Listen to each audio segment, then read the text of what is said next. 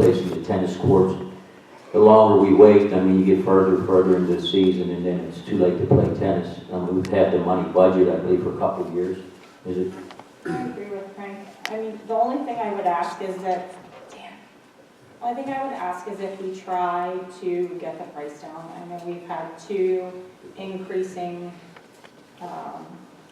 estimates of what it would cost to do that work, but to Frank's point, it's utilized a lot in the township, and we've had the money budgeted for a couple of years and haven't done anything. Hey Bill, can we do some of that work in-house?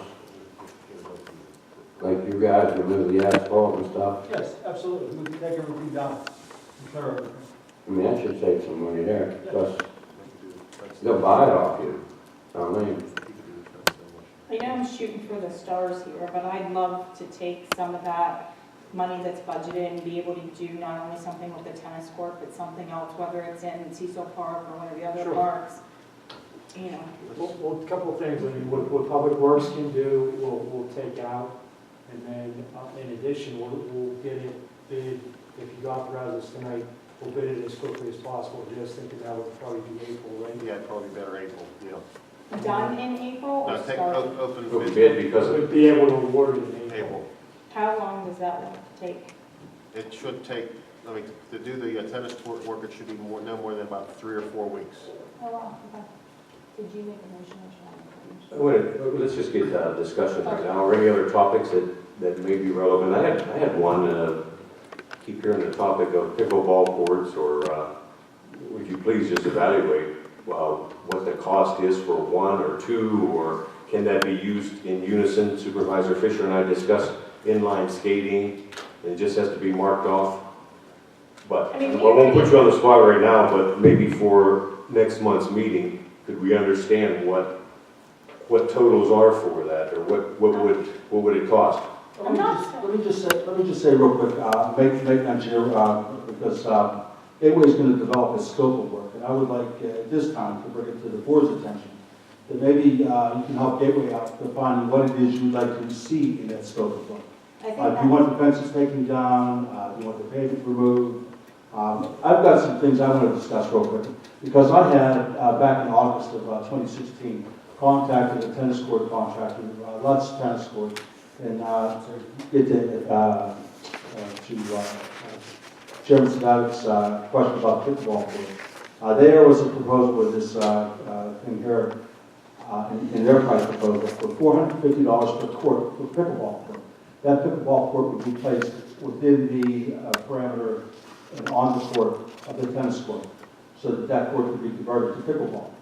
so, And that was $450 per court. can I ask a quick question though? Is it just like frame downs?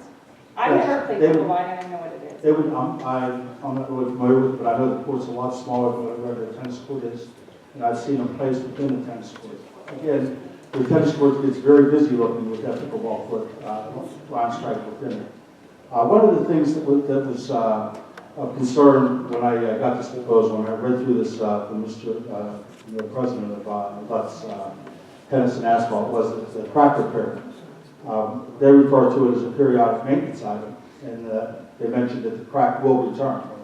They were assuming no efforts or assuming no responsibility for that crack reappearing.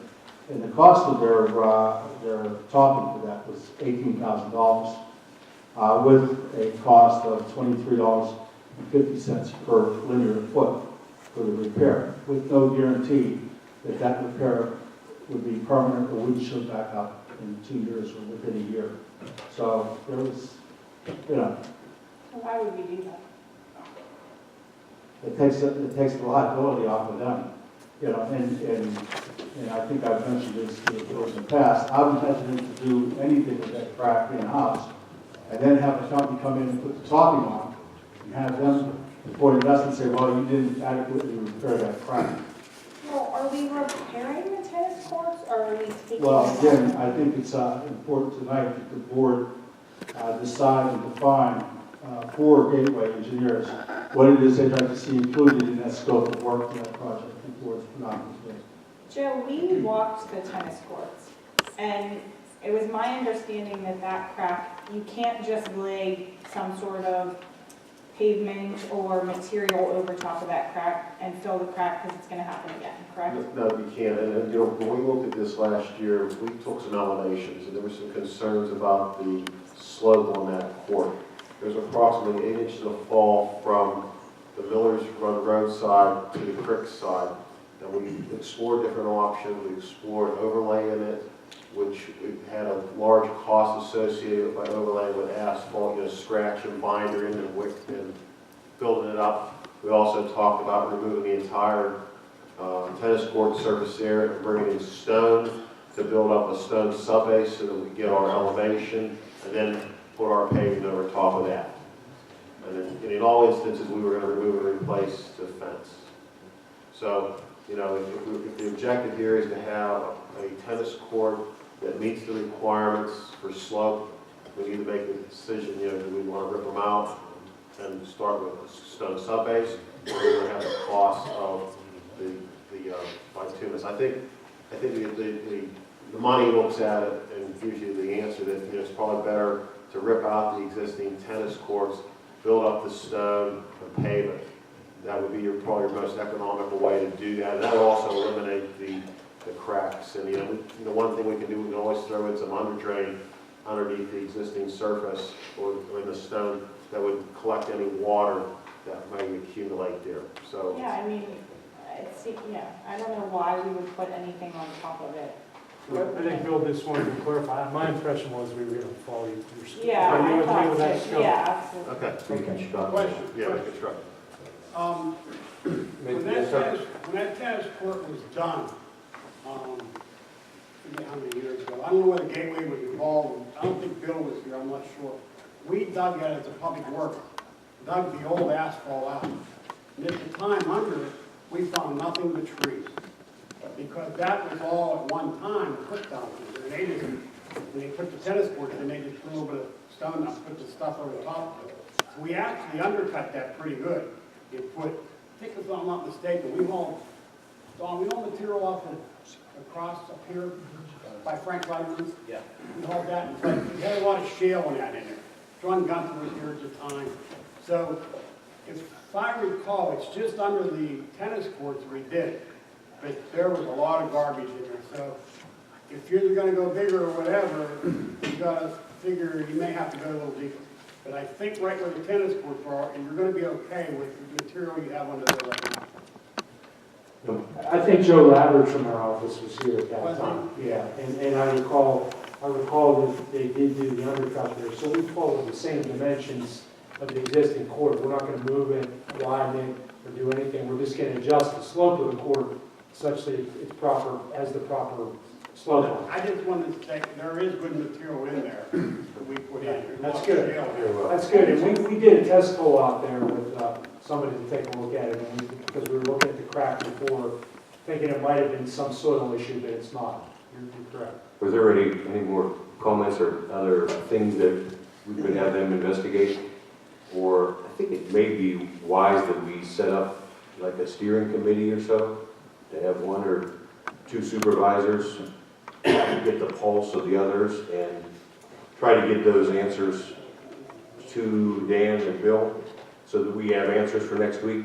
Would either or any of the supervisors care to work on that kind of a steering committee? Cindy, anyone else? Yeah, I mean, I'm happy to work with you. That's right, but we're looking, what we're going to request from Dan very specifically on what we believe the community would like. So we're kind of set in stone at us reconstructing this. Is that right?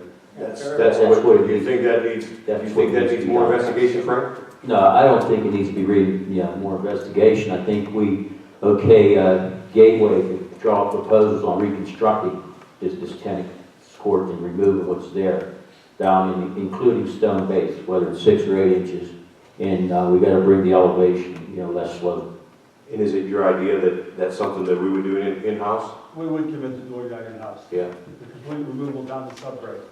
Bring up a thought, would another location work? Would that something you would ever consider? That maybe we wouldn't have to dig out the old and we could use that with a mat surface or something else and make... The problem though, Dan, correct me if I'm wrong, is when we met with those companies, is that crack. They can't put any sort of surface on top of it because of the crack that's already existing. And the cracks That was are pretty much the gist of what they put in their proposal. Yeah, They had a product they were recommending, and they weren't going to stand, they wouldn't stand behind the product that they were recommending. right. Very well. Any other improvements? Any Well, other just- improvements or projects?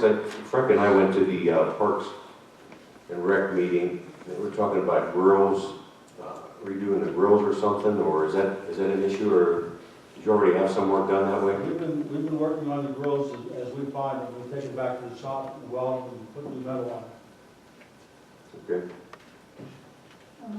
I had somebody ask me about a project. Park related? Yes.